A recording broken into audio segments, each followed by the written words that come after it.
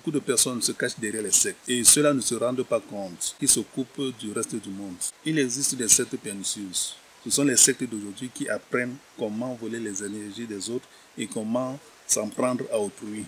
Ce qu'on voit aujourd'hui, on ne sait plus qui est qui. Chacun se dit maître. On ne sait plus où se mettre la tête. Au début, c'était pour acquérir des connaissances, le fait d'appartenir à des sectes. Maintenant, ce n'est plus tellement le cas. Si on veut progresser, peu du monde, pour réellement progresser, il y a des gens qui, le fait d'appartenir déjà à une école mystique, sont obligés de s'occuper du reste du monde pour mieux progresser, pour mieux évoluer, pour mieux s'initier. Et malheureusement, son entourage ne le comprend pas. On le prend pour quelqu'un de difficile, de marginal. Au contraire, c'est pour acquérir des connaissances qui, plus tard, il en fera profiter à d'autres. Il fera profiter les autres de ses connaissances, de ses pouvoirs qu'il a reçus durant son initiation, pendant le fait qu'il était totalement coupé du reste du monde. Pensez-vous que le gourou a besoin de sa secte pour progresser? Ou bien il n'a besoin de rien? Pour les sectes positives, on demande de faire certaines prières en masse pour profiter des énergies des autres. Et pour les sectes négatives, si vous méditez en vous fâchant, l'action est immédiate. Vous êtes joyeux, c'est pareil. Nous avons besoin de repartir pour renaître, pour s'initier à nouveau. On vous apprend comment l'on doit se comporter. L'égalité, le partage, l'amour, la famille, la bonne gouvernance. Secte veut dire société secrète. Et on les retrouve partout. C'est-à-dire chez nous en Afrique, il y a l'école des mystères, plein d'écoles de mystères. C'est pour initier l'adepte. On vous initie à la magie noire ou à la magie blanche.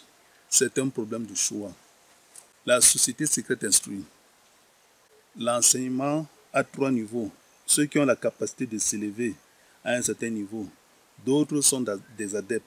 Ce qui est importé ne marchera jamais. Ceux qui ont eu des révélations ont pour devoir de partager. C'est l'instruction qui forme des experts. Un initié n'a pas pour obligation de révéler ce qui lui a été enseigné.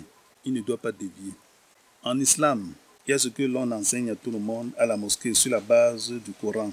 Et il y a le batin, la face cachée de l'islam. Certains walis ont des pouvoirs. Nous, les Africains, sommes basés sur l'éducation. Malheureusement, on est bornés.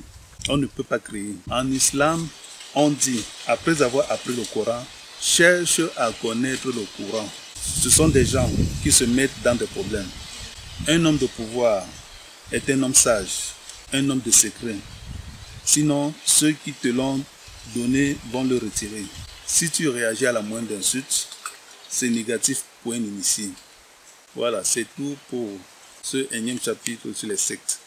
Si vous voulez obtenir d'autres informations, vous voulez plus connaître sur les sectes, ou vous avez un problème de santé, consultez-moi.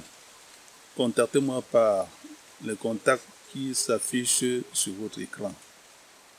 Problème de voyance, problème de santé, problème de traitement. Sango Montana est à votre service.